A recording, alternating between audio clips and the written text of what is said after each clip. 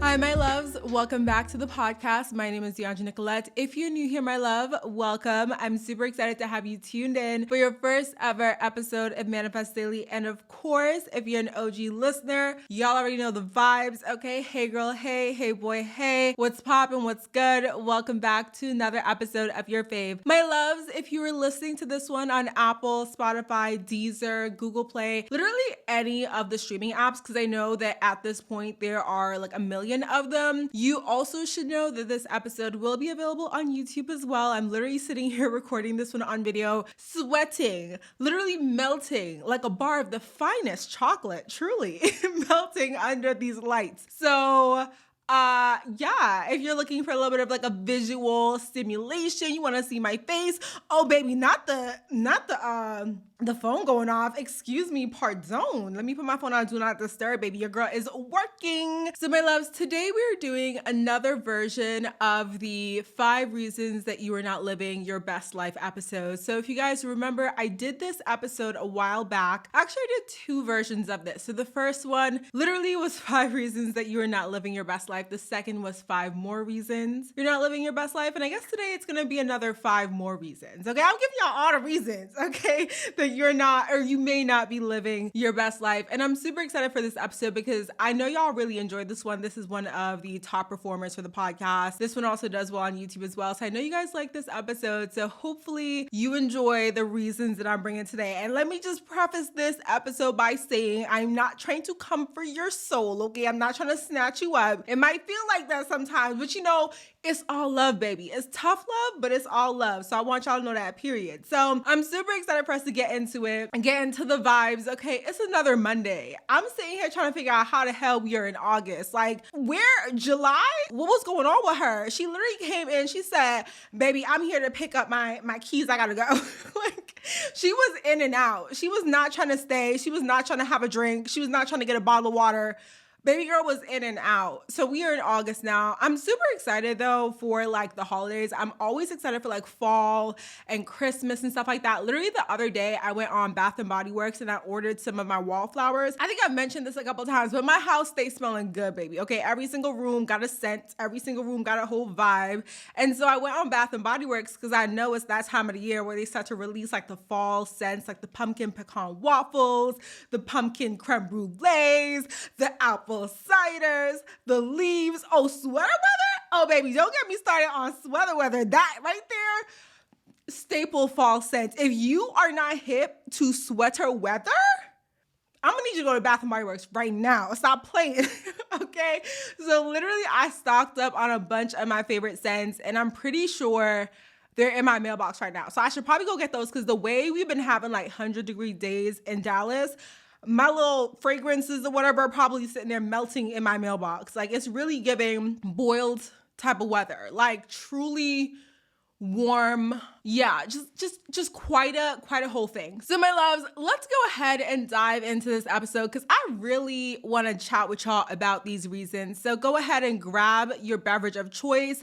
I'm sitting here beverage-less because I already have my coffee for the morning and I'm waiting for my Walmart Plus delivery order to get here so I can have some beverages in my home. So until then, I am thirsty and I'm also a little hungry and I'm also hot. So just really a plethora of discomfort going on here, but we are going to push through and we're going to get this episode done and we are going to talk about the 5 reasons that you may not be living your best life. So let's go ahead and jump right into it. So the first reason that you may not be living your best life is that you are stuck trying to adhere to societal timelines or possibly familial timelines that are basically making you think that if your life isn't going a certain way, if you aren't doing a certain thing by a certain age, then you are behind. I think I might have touched on this a little bit in the first version of this type of episode, the first 5 reasons that you're not living your best life. But I really wanted to come back to this one because I've been seeing so much stuff online which really touches on this particular subject and topic. The closer that I get to 30, the more that TikTok on my For You page keeps pushing me videos about women who are in their early 30s or who are nearing 30 and who are single. Perhaps they literally are just not even in a serious relation. Oh, oh, obviously they're not in a serious relationship. I just said they're single. Y'all get the vibes, okay? Listen, I told you I'm thirsty, okay? So they may just not be in this position that they thought they would be in by the time they were 30. As a woman, we are subjected to so many different conversations and topics that surround our biological clock. So people are constantly being like, do you have kids? When do you plan on having kids? If you're single, people are looking for you to be in a relationship. They're looking for you to be married. If you're married, people are looking for you to pop out some kids. If you have at least one child, they're looking for you to pop out a second child, a third child. Our society really places a lot of women's values in our relationships to other people. So it's less about you being this individual woman, less about you showing up as yourself, and more about you showing up in relation to another. Are you a mother? Are you a wife? Are you a caretaker of some kind to someone else? Because femininity, I think, has been in some conversations reduced to caretakership, and that is not the definition of femininity by any means. Of course, the divine feminine, I have an episode on this called Dual. If you haven't listened to that one, I talk about masculine and feminine energies and sort of like the way that all of us present with both of those energies, and the way that it's about balancing those energies and not necessarily allowing yourself to only sit in your feminine and absolutely give up your masculine, especially if you identify as a woman in this world. I think it's just so interesting the way that we literally reduce women's identities to how we are performing or taking care of someone else. And that is very, what is the word? Reductionary? Am I making that up? I may be making that up. I feel like it sounds like it could be a word though. So if it's not a word, Webster Dictionary insert it today. Okay. They're inserting all types of words into the dictionary these days. So maybe reductionary. Okay. It's very reductionary. So the older that I get and the more that I see these conversations, the more that it becomes apparent that as a woman nears a huge milestone such as age 30, there becomes this incredible societal pressure that's placed upon her to really get her shit together. And also, if you are a male and you're listening to this, I know I have like some male listeners, so I don't want to isolate only the woman. This is definitely something that happens with men as well, where once you're nearing 30, there's a lot of pressure for you as well to find a partner, to settle down, to have a really, what society would deem as a decent job, a decent income, to make sure that you are that caretaker, that provider. So we have so many of these labels and so many of these timelines that are ascribed to us when we enter into the world of adulthood. And there's so much pressure. And a lot of times, like, you may not be living your best life, especially if you find yourself really sitting with those timelines and feeling as if you're a failure. I have dealt with a lot of these feelings like all the time, especially when it comes to my birthdays. Like, again, the older that I get, the more that I'm like, oh, okay, another year. I'm not married. I don't have kids. And, my friends are getting engaged and my friends are having babies and all of these different things are happening. And I feel stagnant the more that I've had to redefine what success looks like for me as I get older. So as much as I want to be a wife one day, I've stopped placing a lot of my sort of like meaning of life in that particular label and in that particular identity. And I've started to look at the different things that I've been able to accomplish in my life and really like allowing myself to celebrate those things, to sit with those things. They may not be the societal norms of, again, marriage and kids and a certain job title and having a house and whatever other thing that your particular culture celebrates by a particular age or by a particular timeline.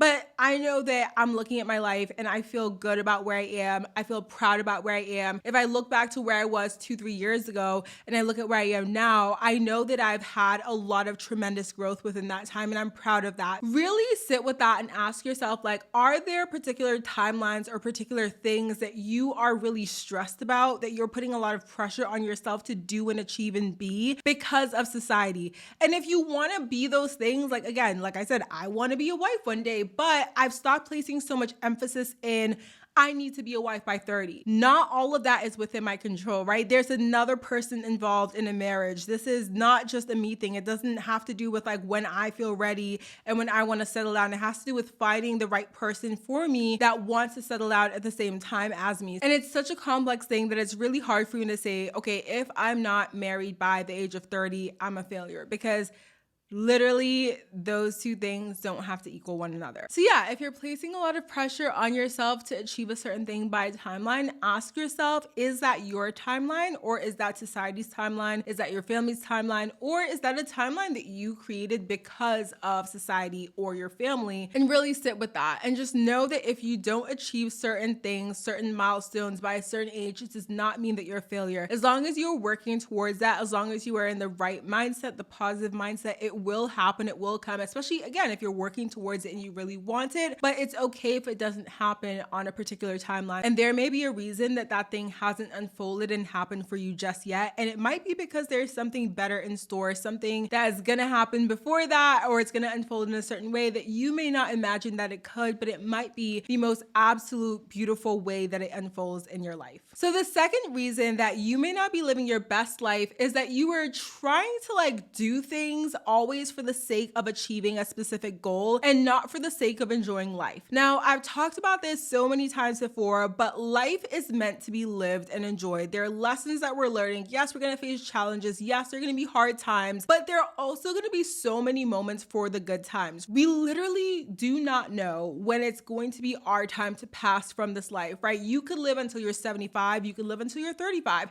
You literally do not know. And so it's really important to make sure that you are enjoying your life, enjoying activities, enjoying the sunshine, like the mundane things in your day, the simple things in your day for the sake of enjoying them. I definitely identify as an achiever. Y'all know I'm an Enneagram 3. So my thing is that I love to do things for the sake of achieving a goal or for the sake of getting some sort of accolade or praise. And I've had to train my mind to be okay, not everything has to be related to a particular goal. If I want to grab a certain meal just to enjoy it and it doesn't fit into what makes a healthy meal, but I'm literally enjoying food, I'm enjoying the experience of having food, enjoying that meal, enjoying that cookie, then I'm gonna do that because it's gonna make me happy in that moment. And it's also gonna be part of me enjoying life. So one area that I really had to implement this particular mindset shift is in my dating experience. So I'm very intentional when it comes to dating. I'm very much okay, what do you looking for? Are you looking for a relationship? If you're not looking for a relationship, please leave me alone. If you are, and you want to explore that and you are looking for something serious, then yeah, let's go on a date. Let's have fun. Let's see what's going on. But I've also come to realize that part of dating is learning about what you want and meeting new people and having fun and trying new things. And I think that when I was holding on so tightly to the idea of I need to be intentionally only dating people who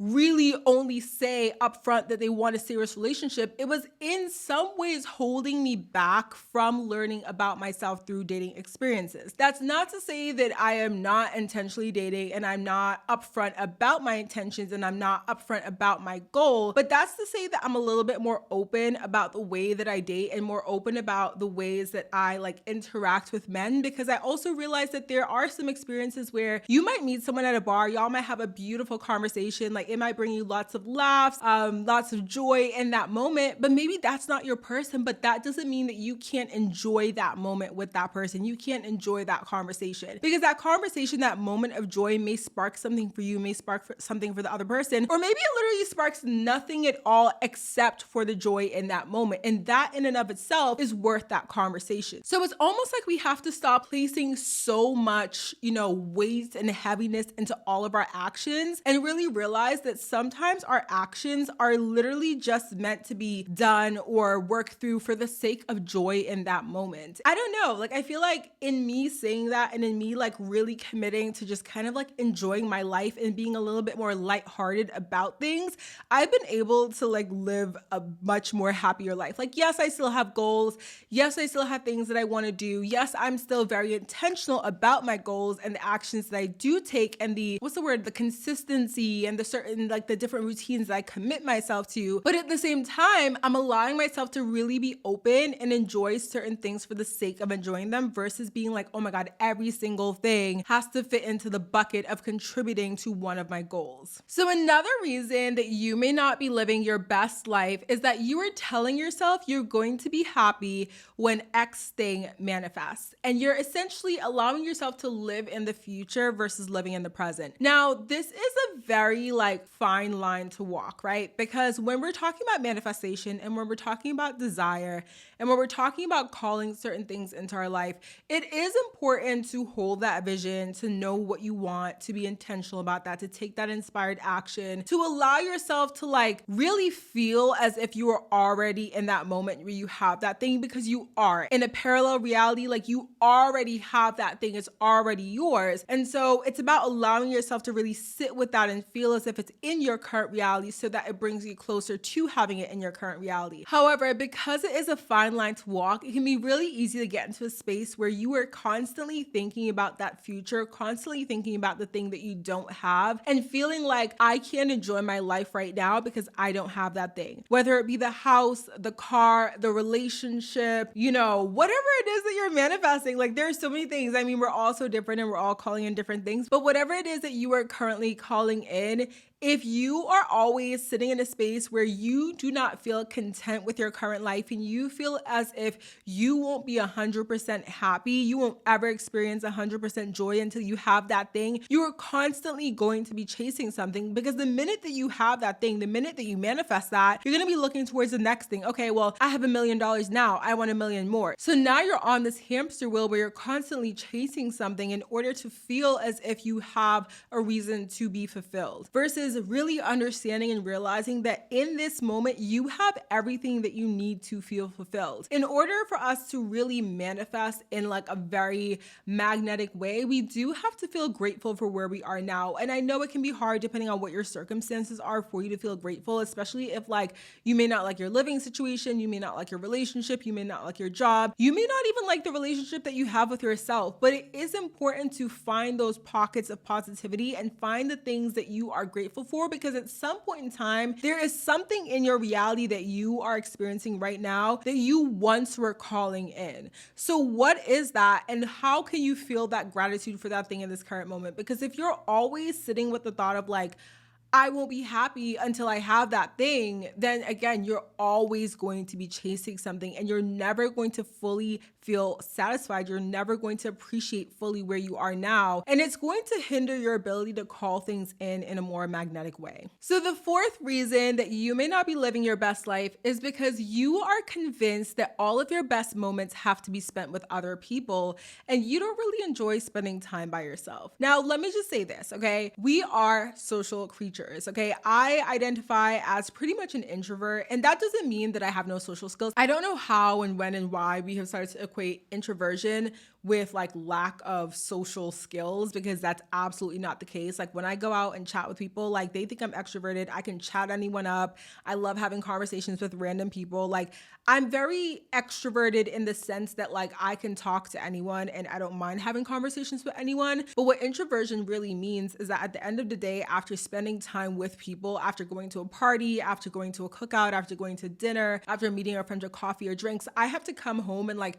have some time by myself. I need like an hour or two to recoup by myself. I'll like put my TV on, get under my covers, and just hang out with myself. And I absolutely love that. It helps to replenish my social battery. Now, that being said, we are social creatures, right? So it is important for us to have that interaction with other people, whether that be our friends, our family, our people that we are in relationships with, whatever that means for us, like having those connections, having conversations, having a way to relate to someone other than ourselves is really important for us as humans. That's how we grow. That's how we evolve. That's how we allow ourselves to really like work on those social skills, right? That being said, if you are someone that is constantly looking towards outside relationships to feel fulfilled, outside relationships to feel as if you are not lonely or not by yourself, then that may be causing you to feel as if you are not living your best life. There is something so powerful about getting to a space in your life where you feel comfortable being by yourself.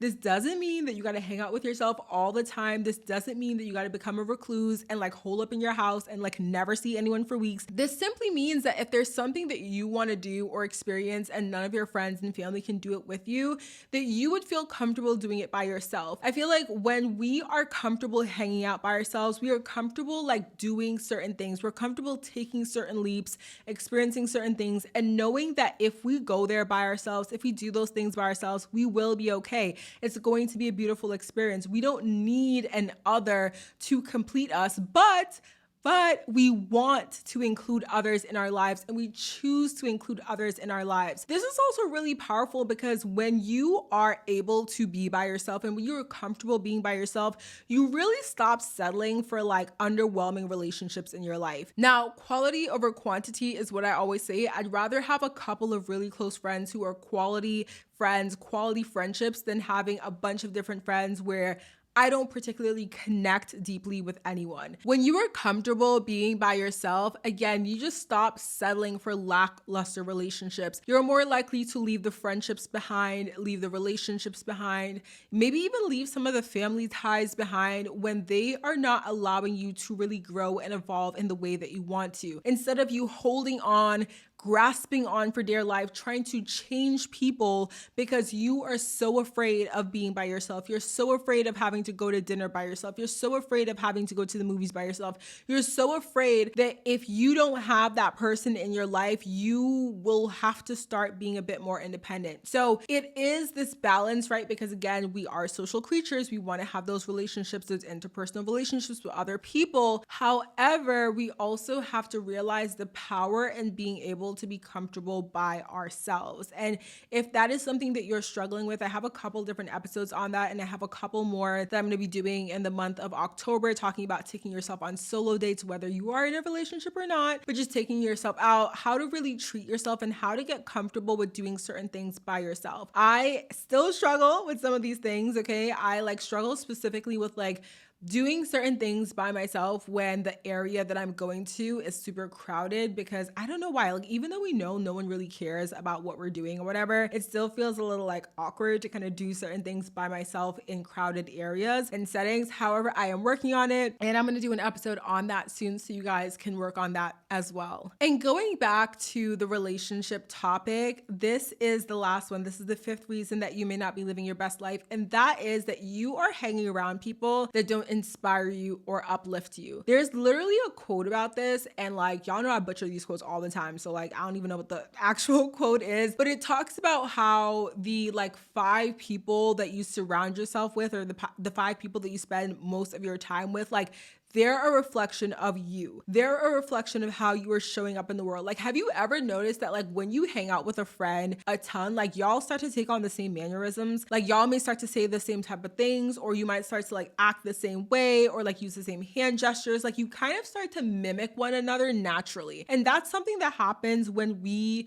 are literally in very close relationships with people. We pick up on their mannerisms, they pick up on ours, and we start to sort of converge each other's personalities in a way. And that's why I think that we generally tend to gravitate towards people who are similar to us, or who have traits that subconsciously we wish we had, or subconsciously we wish we were better at portraying. But that being said, your friend group, or the group of people that you spend the most time with, is very, very powerful. If you are consistently surrounding yourself with people who talk down on you, people who are negative, people who when you say that you have a goal or a dream or a vision or something that you want to do, if they're constantly being oh, you can't do that. Why would you think you could do that? How are you going to do that? If they're doubtful, if they're negative, if they are just not the vibe at all, and that's what you spend most of your time around, or those people are who you spend most of your time around, you're going to notice that you're picking up on that negative self-talk, that you're starting to doubt yourself, that you're starting to not show up in the way that you may want to,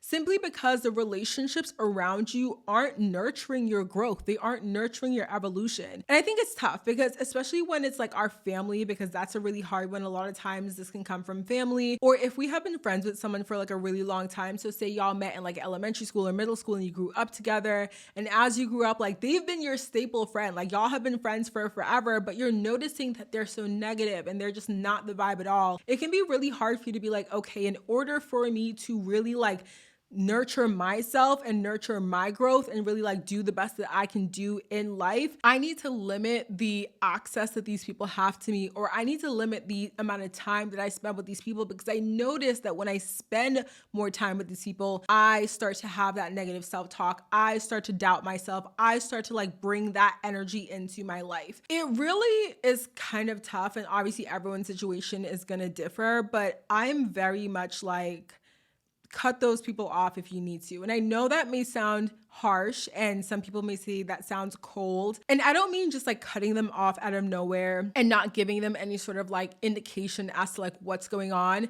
I mean, having those conversations with them and letting them know, hey, every time I talk about the things that I want to do in life, you kind of are a bit negative and it's starting to affect me. And I would really appreciate if maybe you didn't do that anymore. Or maybe it's something like you have those relationships, but you have to set clear boundaries. Like maybe one of those boundaries is that you don't talk about your goals with that friend, or you don't talk about your goals with your parents or whatever family member may be the person that sort of like dampers your soul and brings you down a little bit. And that's a really tough call to make, because I personally like being able to bring all of myself to my friendships and relationships. I don't necessarily like to have to hold back what I can share with a friend or hold back what I can share with a partner, because I want to be able to fully be myself. But that is your personal call. And if you still want to keep that person in your life, but set a specific boundary around the conversations that you guys may have or the conversations that you don't want to have with that person in order to really nurture yourself and make sure that you're protecting yourself, that's something that you may have to do. But I do think having those conversations and being very open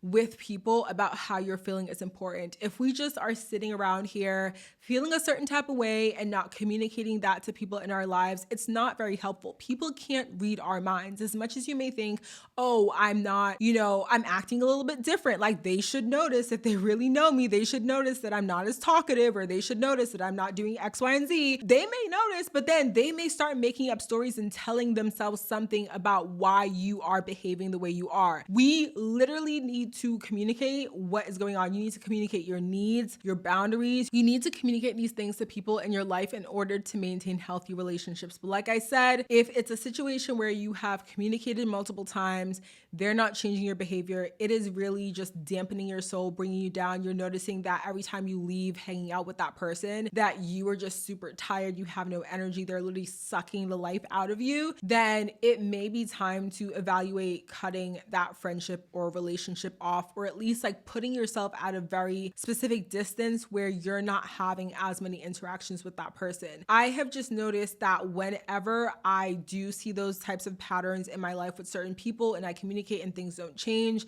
and I have to create a certain boundary or I have to cut that relationship off, that I end up thriving after, and I end up seeing the amount of ways that that person was in some ways holding me back. Now I say holding me back because of course we have to take responsibility for where we are in life and some of the things that we are doing to hold ourselves back. Of course, again, this is excluding the systems at play and all the other things. I know it's, the nuances, the complexities of life. But what I'm saying is like, we can't blame other people for holding us back if we are also an active participant in that relationship. If you keep talking to them, if you keep, hanging out with them, if you keep participating in whatever activities with them and they are not changing and you are still allowing them access to you, at this point, you have to take some responsibility for the ways in which they are affecting your life in a negative way. And if you don't want to cut that relationship off, well, I guess at this point, you are just going to accept the negative ways in which they are affecting your life. And that is just that. So yeah, definitely take a look around at your friends, your family, the people that you are spending the most time with, and see, are these people that truly uplift you, nurture you, help you feel good about yourself, encourage you, speak kind words upon you, or are they not? And then from there, really evaluate what you need to do in order to move forward with these relationships, or possibly not move forward with these relationships. So my loves, those are the 5 additional ways that you may not be living your best life. I really hope these reasons resonated with some of you guys. If you're struggling with some of these things, hopefully this conversation was helpful for you guys in order to see where you may need to make some changes or some mindset shifts in your life in order to move forward and live your best life. Of course, if you're on YouTube, go ahead and subscribe to my channel and give this video a thumbs up. If you are on Apple or Spotify or literally any of the other things where they have ratings, please give this show a 5-star review if you enjoy these episodes, if you enjoyed chatting with me. And yeah, the other thing I gotta let you guys know is that my second podcast, The Daily Scandal, launches August 4th, which literally cannot believe. Like, it's insane. I've been planning this for like over 2 months now, so it's actually wild that it's like coming to fruition and is going to be here. Go ahead and search for it. It's literally on all the streaming apps right now. It might be a little bit hard to find. Like, if you search it, you're probably gonna have to scroll. When you search Manifest Daily, it comes up like instantly, but that's because it's been around for such a long time and it has like the ratings, and like Apple and Spotify recognize it as an actual show versus The Daily Scandal is like very new, obviously. But that is launching August 4th and it will be on all the channels, so you guys can go ahead and listen. I'm dropping 2 episodes on Thursday for you guys, so check those out. All right, my loves, I hope you guys enjoyed today's episode. Go ahead and leave me a comment down below. If you're watching on YouTube, let me know what you liked about this episode, if you did like it. And of course, I will see you guys in the very next episode. Bye, my loves.